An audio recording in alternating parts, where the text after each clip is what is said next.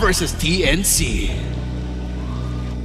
Magtutuloy-tuloy nga ba na magningning dito ang Phoenix Fire o mas magliliwanag ang Northern Lights sa game number 3 ng serye na ito na kung saan idikit talaga even when it comes to drafting, hindi mo basta-basta mababasa kung ano ba ang inihanda ng ating mga teams. Ito na ang game number 3. Kung ikaw ang tatanungin, Sir Joshi, anong masasabi mo dun sa pag-flex ng lineup dito ng Aurora? Alam mo yung ginawa ng Aurora, biniglang liko na nga nila eh. Yung CC na inakala nating gold lane na papuntang EXP. Roy! Pero teka lang, si Lancy ay medyo delikado ang buhay. Pero going back, yung pagkuha nila ng traditional gold lane, eh pinakitaan din ng TNC ng isang biglang liko na yung Xborg gold lane ay naging lapo-lapo at napunta pa sa kamay ni Trimar yung Xborg. So, gusto talaga nilang ipantapat yung Xborg doon sa CC. Oo, ganda rin ng basa nila actually. Kung nakita nilang nandun yung Ranger, so might as well kuha ng isang hero na kahit paano ay kayang lumapit at kayang makipag 50-50 lane ang matchup dito, yung kay Benny QT. So masabi natin na dikit talaga at pinaghandaan ng dalawang to ang isa't isa. Imagine for TNC being the 5th seed dito sa ating liga ng regular season. They're going neck to neck against Aurora, which is the number 1 seed, the top seed para sa ating liga na kung saan isang beses lamang natalo all throughout the regular season. And now for TNC, mukhang naitutuloy nila yung momentum na dala-dala nila kahapon. Laking bagay kasi na may panghuhugutan ka nung apoy mo sa paglalaro. And specifically for TNC, that was the 3-2 win against Twisted Minds kahapon. Extended yon into full 5 games. So parang hindi sila nakulangan, hindi sila nasobrahan. Kumbaga saktong apoy para pumasok dito sa laban na to. And in fact, for TNC, sila pa ngayon makakalamang. Lancy na paggamit na ng kanyang Order of Brilliance, low ang kanyang HP. Pero maganda ang zone na pinapakita ng Phoenix Army. Hindi na makakalapit pa. Etong si Demon Kite, sakit. Pero may laban pang kasunod at si Light pang tutumba. Nasunog pa nga si Light sa kamay dito nitong si Trimar for a beautiful zone mula sa TNC Pro Team. Hindi pa sila tapos. Even si Benny na fighter gold lane, may double lane yung fighter gold. Oo. Alam niya rin kasi na meron siyang way para mag-compensate yung bagal na maglakad. May dash din naman kasi ang lapo-lapo. Diba kahit pa paano, makakahabol siya doon sa lane na kailangan niyang bantayan. And mabilis din naman ang clear wave ng lapo, sa totoo lang eh. Pag pinatama mo yung dual-wielded axe niya, yung dual axe niya rather, eh madali na naman siya makapag-clear. And again, sila naman. Muntik-muntikan lang si Lancy doon. Maganda na nagamit yung kanyang Order of Brilliance, pero pwede siyang bigyan ngayon. Muli ng Aurora, tumama yung Immobilize mula doon, pero may Texas Breaker na magmumula mismo kay Jack Mamba. Kaya isa na agad ang wala Dominic Hyde ang tutumba, pero naka-AOG mapapalayo ito si Live Flicker na ginamit ng narasin sa si Demon Hyde ang target. Napagamit ng Ugi Shadow Kill, baka na makaligtas, pero di na siya mabubuhay sa kamay ng Phoenix Army. Lamang pa rin ang Phoenix Fire. Pickups after pickups, yan ang gagawin ng TNC para makalamang. A beautiful setup mula kay Shakto. Napakaganda ng Flicker Tech Charge. Cutting off guard ang mga members dito ng Aurora. Definitely for Edward. Maganda rin ang ginawa niya dito. Since alam niya na lugi na sila when it comes to the team fights, puso na lang dun sa Torre. Diba? Kuha na lang tayo ng gold plates para kahit paano yung makalamang siya against Trimar. Pero dahil sa mga assist na nakukuha o sa mga kills na nakukuha ni Trimar, eh kahit paano lalamang pa rin siya dito against Edward. So for TNC right now, malaki yung kill score nila against Aurora. Pero yung gold, hindi. Kasi nga, nakakapag-farm pa rin yung mga members dito ng Aurora. Kumbaga kahit paano nakakakuha pa rin ng gold doon sa ibang mga parte ng mapa. But look at Chakno trying to invade again ang mga members ng Aurora just to zone. Para doon sa Turtle, may papasok si Light with Unbreakable. Side na pa rin makakasecure nung pagong ngayon. Nagkamit ng Order of Brilliance mula kay Lansing and may ipit na si Light, pero babalikan pa ng Shadow. Binaugi Shadow, kaya may AOG pa para kunin sana si Lancy, pero unti-unti na silang iniiwasan na ng Texas doon sa mismong spot. Pero Doming Kite, bang! Bang! Bang! Tatlo na agad yung tumumba and make it! Bang! 4 Maniac para kay Doming Kite! Ibang klase ang pwestuhan. Mukhang papaldo na naman dito itong si Doming. Naiwasan niya yung mga ibinabato ng TNC. Yung akala natin na TNC yung nagkokontrol ng laban. Binaliktad ni Meng at yung 4 na kills na nakuha niya doon. 4 na miyembro ng TNC na magiging numero para sa Skypiercer niya. Biglang nag-shift yung momentum for Aurora. Ngayon na sumakto pa yung timing nung Skypiercer dun sa 4 na napatay niya. Mabilis na pwedeng baliktarin at umusan muli ng Aurora ang TNC. At kung babalikan natin yung instant replay, napakaganda nung tech charge. Perfectly timed. Pero yung mga bala mula dito kay Doming Kite, asintado, sigurado, maniac kay Doming Kite. At hindi pa tapos kasi doon sa taas ay merong pagbawi. Shutdown mula mismo kay Benny Cutie. Ayaw ibigay yung liwanag. Ayaw ibigay yung spotlight kay Doming. Gusto may bawi din ang TNC. At ngayon, mga nag-iipon-ipon pa sila sa taas. Delikado yata si Edward dito. May AOG. Kukonekta mula kay Light. Pero gagamitin niya lamang yun para isalba yung kaibigan ng si Edward. And for TNC, nagigigil sila. Pero hindi sila nakakuha ng bawi against Aurora. Oo, si Doming Kite lang yung nawala doon. Pero mukhang may ibig pa ngayon. Nagkasanang unbreakable. Kaso nga lang, hindi pa naman itutuloy. Kumalma bigla muna ang estado ng mapa. May turtle na pwedeng pag-agawan. Kaya bang lumaban dito ng TNC? Kasi kumpleto ang mga miyembro dito ng Aurora. Kulang si Benny. Nandun siya sa may bandang itaas. At nandito, nagkunsil pa. Harap-harapan si Shackdo. Natalian sila ni Edward. Nag-curtain call pero soon, meron pa rin textures na gagamitin. Masasetapan niya pero mamamatay siya sa kamay ng Aurora. Ngayon si Yue low. Papasok na si Benny Cutie. Brave and Spider doon sa likod. Ugi shadow kill na gagamitin ni Demon Kite pero hindi yun enough para isalba. Hindi yun enough para kumuha ng trade. Even Edward falls down to the hands of Trimar. 4 men down from Aurora. At yung turtle ay hawak pa ng TNC. Mainit talaga ang Phoenix Army sa ngayon. Kung kanina nakamaniac itong si Doming, ngayon naman ay 4 na kills ang makukuha ng TNC. Hindi pa tapos si Zaida. Gusto pang magnakaw dito ng orange buff pero naharangan siya ni Light. Kaya naman pipiliin niya na lang lumayo. Nakikita natin kung paanong minamaximize ng dalawang to yung strength ng composition nila. Isang team na merong classic double marksman setup at merong isang team na merong double fighter setup. Ibang klase ang pinapamalas ng dalawang to. Dikit na dikit, masasabi natin 50-50 pa rin kung sino bang mananalo dito sa laban. Pero may 1.6k na lamang dito ang TNC. Maabot sa punto nagiging season na yung laban. Lalamang ang TNC, biglang babawi ang Aurora. Lalamang ang Aurora, biglang babawi ang TNC. And this time, TNC na naman yung sumusubok na kumatok. May shadow na ginamit si Demon Kite. Na orasan yon ng TNC. Maari silang kumuha o gumawa ng play doon sa top lane. Pero mas pipiliin nilang ikalma muna ang mga bagay-bagay. Pipiliin nilang wag munang gumawa ng ekstrang bagay dahil 42 seconds ay magkakaroon na ng Lord. Disiplina pa rin talaga ang gusto nilang pairalin. Tama ka, malapit na ang Lord. So crucial na kapag may na-pick off pa kahit isang miyembro lamang sa magkabila ang koponan. Ngayon ay masasabi natin na when it comes to the jungler, dikit talaga itong matchup ng dalawang junglers natin. Nagkaroon ng swing papunta sa members ng TNC. Nagka-swing papunta doon sa Aurora. Ngayon bumalik na naman sa TNC yung bola. And this time, 10 seconds before the Lord. Hindi ba pwesto agad ang TNC? In fact, nauna pa. Yung Aurora doon sa pwestuhan, hawak na ni Light yung pixel push. Kompleto nga silang 5 dito. Mabilis lang para sa kanila na mag-group up. Samantalang for TNC, papunta na rin naman si Benny Cutie. So this is gonna be a 5 versus 5. Paano huhulihin ng Rora dito si Zaida, si Lancy? Paano sila tatagos sa double fighter setups na meron ng TNC? Pero ganun din yung tanong sa TNC, paano nila huhulihin yung double marksman setup dito ng Aurora? Pero kung papansinin natin yung mapa, focus pa sa farming.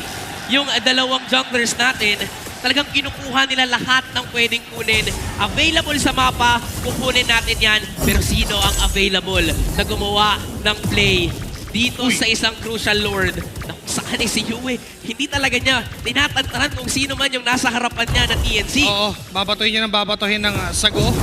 Pero munti-unti nang nag-group up ang TNC. Chakno Sakit. sa harap, kasama si Trimar pero wala na agad Walang yung armor. Piraga armor ng Xborg.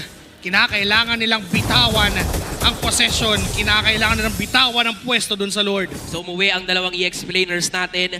Naramdaman din kasi ni Edward yung damage na meron.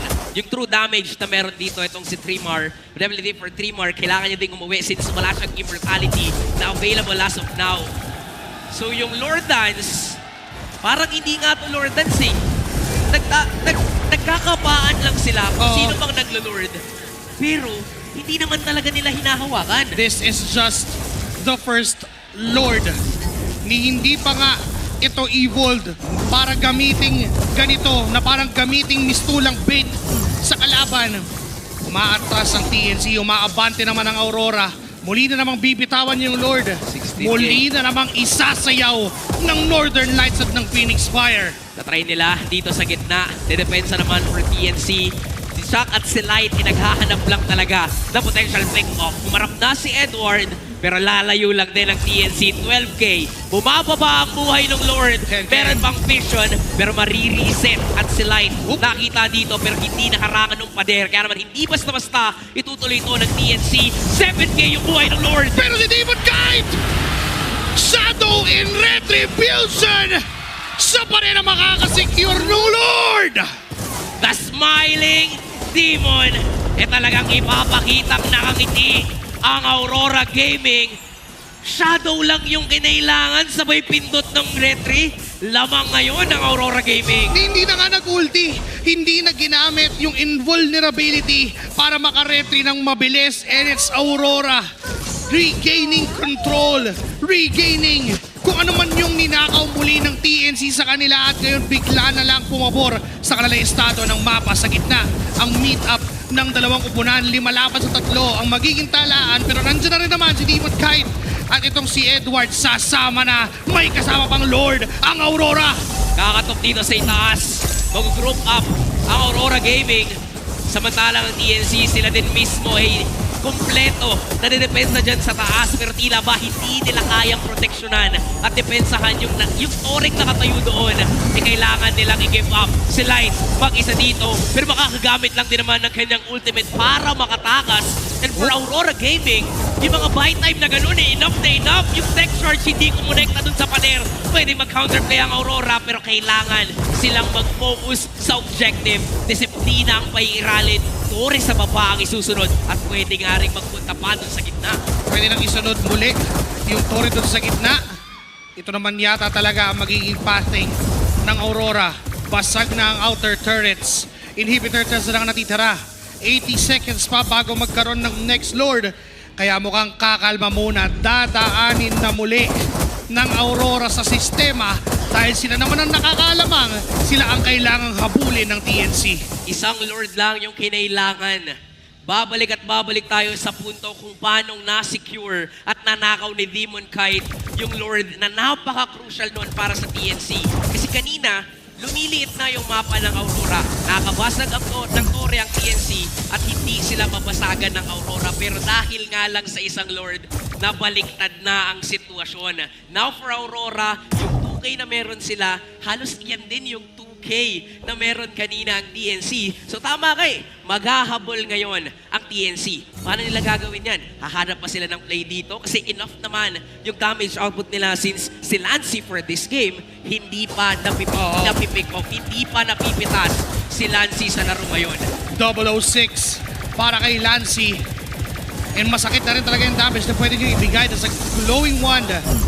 Meron na rin siyang Blood Wings, meron na rin siyang Lightning Transition, so babakat yung damage ng Lunox ni Lancy. This time TNC. Sama-sama lang talaga sila. They don't wanna risk being isolated. Kasi pwede sila mapunish dito ng Aurora. Mag-isa si Benny dun sa baba at nag-group up dito yung Aurora. So pinili na din ni Benny na lumayo muna kasi hindi nga nila nakikita saan ba manggagaling ang Aurora. Pero yung desisyon ng TNC na sila mismo ang magsimula at pumesto ng maganda dito sa Lord. Maganda yun para sa kanila. Oo. Kaso lang, makikita ng Aurora na may magre-react dun sa baba. Ang tanong kaya ba itong i-burst down ng Aurora? Mukha naman kaya, may damage na naman. Naka-traditional marksman pa rin naman sila. Pero handa ang TNC na guluhin at i-delay yung mga Uy, favors sa bagay-bagay. TNC! Low na rin yung Lord! And makukuha na rin ni Zaida. Biglang minadali yung binamadali nila. Kaya naman ngayon ay aatras tuluyan ang Phoenix Army. Hindi mahahabol ng Aurora. Ngayon yung kalamangan na hawak ng Aurora, mukhang pwede nang hawakan muli ng TNC dahil dun sa Lord na nakuha nila. Mababaliktad na naman ang sitwasyon. TNC naman ngayon, yung may hawak ng control. Aurora Gaming, nasurpresa sila kasi dun sa Lord kanina, sobrang tagal, sobrang bagal. Pero ngayon ay biglang minadali ng TNC at hindi yun na-expect ng Aurora Gaming. May kasamang Lord dun sa gitna. Hindi delay pa. Ayun na nga, sasabayan pa yung mga minions dun sa taas. So gustong i-maximize ng TNC ngayon. May tech charge dun sa gitna. Kaso tuloy-tuloy pa rin. Kaso naging numero ng Skypiercer. Itong si Chuck natutumba sa kamay ni Doming Kai. Ngayon si Benny Q. Di mapipilitang gamitin ng flicker. OG! Pero may CC immunity. Kaso di na mabubuhay pa talaga itong si Benny QT. Humahabol ang Aurora. Tumatakbo papalayo ang TNC. Hindi nyo na makukuha yung lamang. Sa amin na to, hindi pa rin namin bibitawan. The layering of skills ng Aurora Gaming ay talagang mahihirapan ng TNC doon. Nagsimula yung burst down kay Chakno at nung nakita nilang low health din si Benny, edi try din natin patayin yan. Ngayon kakatok na muli ang Aurora sa base ng TNC. Ginamit na yung Last Insanity para lang maklear out yung mga minion waves. And yung gitnang bahagi ng mapa, doon naman yung next na target, may dala silang minions na pwede gamitin para maka-infiltrate. Ngayon si Chakno nakita, nagamit na rin yung tech charge, tutumbas sa kamay ng Kite Brothers at ng Aurora. Ngayon yung 4 na miyembro na tira dumipensa. Pero wala namang minions ang Aurora, kaya medyo kakalma sila. Mahahawakan na muli ng Aurora ang control sa larong ito. Hindi na maximize ng TNC yung Lord. Meron pang makakasamang minions dito sa gitna. Kaya pa bang dumipensa ng TNC kasi may lasinsanin na gagamitin ni Streamer TV. And inock yung damage output niya para mapagsakin si Demon Kite. Nawala agad si Demon Kite. Napagamit na rin ng Order Brilliance itong si Lancy, pero si Benny QT ay tumumba sa kamay na naman ni Doming Kite. And susunod pa ba? Pero mukhang aatras na. Di na muna ipipilit ng Aurora. Ang mahalaga ay yung kill na nakuha ng TNC nababawi pa rin nila. Bawian lang after bawian ang nakikita natin dito sa laban, but clearly the favor and the advantage is on the hands of Aurora Gaming. Laging mas maganda yung nakukuha nilang trade in compare with TNC. And even si Chakno, hindi na kaya ni Chak saluhin lahat ng ibinabato sa kanya ng Aurora. Natutunaw na siya mula dito kay Demon Kite, kay Yue at kay Doming. Ramdam mo na yung mga bala na nanggagaling sa baril ng dalawang damage dealers dito ng Aurora. Masakit na rin kasi naman talaga, hindi mo na maiinta basta-basta. And if ikaw ang TNC, mahirap na humarap doon sa damage output na yon kasi literal na sobrang layo ni Doming Kite every single time. Yung range nung Granger, yun yung ginagamit niya. Yun yung gap na kailangan ma-close out ng DNC. Dagdag pa natin yung stocks na Skypiercer niya ay talagang manunod na sa damage output dito ng TNC. Ngayon, sinisimulan ng Aurora ang Lord. Pwede lang i-first down ko kasi napakalayo ni Zaida. Nandiyo sa pipatang itaas pero si Streamer po na ang first down nila. Samantalang, napigilan din si Lancy ditong sumilip kasi nandyan si Light. Pero ngayon, ibabalik na rin ang sitwasyon. TNC mo kung magka-counterplay. Hindi. Lalayo na lamang sila at maghahabol ang Aurora pero hindi rin nila ito itutuloy. Kailangan dumipensa ng Aurora dun sa taas. Ito yung stocks na Skypiercer ngayon ni Doming. 68 stocks ang meron siya para sa kanyang Skypiercer. Kailangan niyang mag-ingat ng TNC. And kailangan din naman mag-ingat ni Doming Kite kasi kapag siya yung nabanatan ni Lancy ng kanyang Chaos Assault, hindi rin na madali ang magiging kakaharapin niya if ever. Kaya naman ang Aurora ay playing it safe na rin. Hindi nila ipipilit ang mga bagay-bagay.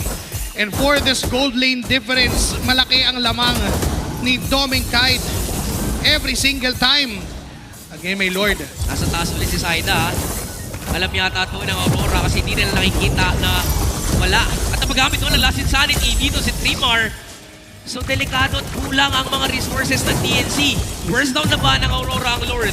Grabe din yung moves na ginagawa ni Yui at Edward kay Chakno. Kalahati na ang buhay dito ni Chak Mamba. Kalahati na rin ang buhay ng Lord. Pero lalabakas na natalian. Natalian sila, team. Matutuloy yung setup. Kaya naman yung Lord Elite makukuha rin na side ng Aurora. Kaya mag-a-full pa sila. Hindi pa sila kontento. Unti-unti mapapagsakin ang mga buhay ng TNC. Pero nga lang, teka lang, bigla silang nalugi. Dahil dalawa ang magiging kapalit ng Lord. Lance itutumba na rin. 2 for 2. Pero akala nga na hawak pa rin ang Aurora. Meron pang pahabol na kill. A double for Doming. 3 men down from TNC. And Aurora has the Lord. Nandyan sa itaas na magmamarcha. Kulang sila ng 2 miyembro, pero 3 naman ang wala sa PNC. Sa pagsama nila sa Lord, kaya na bang tapusin to o haba pa muli ang ating laban? Again, we are in the 20-minute mark of this game, pero hindi nagpapatalo ang 2 koponan na to. Meron pang mga pader na ginagamit si Chakno para lang kahit paano ma-delay yung kanilang mga minions. Pero dahil doon, mababasag ng Aurora yung torre sa itaas ng TNC. May vision pa na mga galing kay Saida. Makukumpleto na ang Aurora, ganun din naman ang TNC. Mabubuhay na si Lancy, mabubuhay na si Trimar. Makiklear naman ng mabilis ng Lord sa isang chaos assault lamang. Pero yung gitna ang sinusubukan pang depensahan ng TNC. Successful naman. May minions sa baba. Maaari pa namang madepensahan. Buhay pa rin ang Phoenix Army. Pero hindi maikukubli ang kalamangan na nakuha ng Aurora. Sila na naman ang may control sa mapa. Sabihin na nating maliit lamang yung 2K na yan. Pero dahil dun sa mga nakukuhang kalamangan ng Aurora, hindi makabawi ang TNC. Yung 2K na yan, yan ang dahilan kung bakit ngayon nasa bangin na yung paa ng TNC. Last Insanity dun sa gitna para lang madepensahan yung kanilang torre, pero focus lang sa goal. Si Yui at si Demon Knight papasok na sa likuran. Pero walang damage. Magsasalusaluhan lang ng mga members. Pero all to infiltrate, all to take down inhibitor turrets. Bukas na ang base ng TNC. Maaaring hintayin yung next the Lord.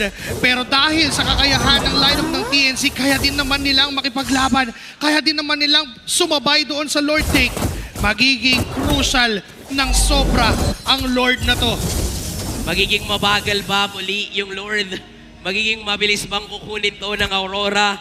Lalaban ba ang TNC? Ang dami ng tanong na nabubuo sa isipan ko kasi hindi pa rin natin talaga masasabi kung ano pa yung mga unexpected plays na pwede nating makita dito sa laban. Kasi kanina, sobrang ganda ng tali ni Edward dito para lang mapigilan yung tech charge ni Chakno. Mamadaliin. At pinamadali na nga yung Lord. 10K na lang. Hindi na makakaabot pa dito ang mga miyembro ng TNC. Pero magka-counterplay sila. Kumonsil, si Chakno, may tech charge na binitawan. Walang tatamaan ngayon si Demon kahit bumalik pa para lang manginis dun sa kalaban. Pero nakuha na nila yung objective. Okay na sila doon. Yung mga minions sa baba, taas at gitna'y pantay-pantay. Ilang segundo, 10 bago lumabas yung Lord. At maaaring tapusin to ng Aurora, nakasalalay sa clear wave, nakasalalay sa depensa ng TNC. Nung nakita ng Aurora na nasa taas yung retric holder ng TNC, mabilis ang nagdesisyon na kunin na natin ang Lord. Pwede na nga itong tapusin kung magiging maganda rin yung pokings nila, yung positioning, especially ng mga damage dealers, lalong-lalo na si Doming Kite. 10-2-1 para dito sa laban na to. Sumisilip na si Light. Napakagandang setup na mga galing kay Yui. Sila paggamit ng Order of Brilliance para makatakas doon sa sitwasyon na yun. Pero mawawala yung pinag-armor ni Trimar. Nandun naman sa bandang gilid itong si Edward na papasok na rin sa base ng PNC. Kunti-kunting niyoyoyo. Flicker mula kay Benecuti. All in the efforts para depensahan ng matindi. Si Side alone na rin. Immortality is gonna pop. Yung base ay tuloy pa rin na binabanatan ng Aurora. Tutumba si Benny. Tutumba pa isa-isa. At match point muling magliliwan.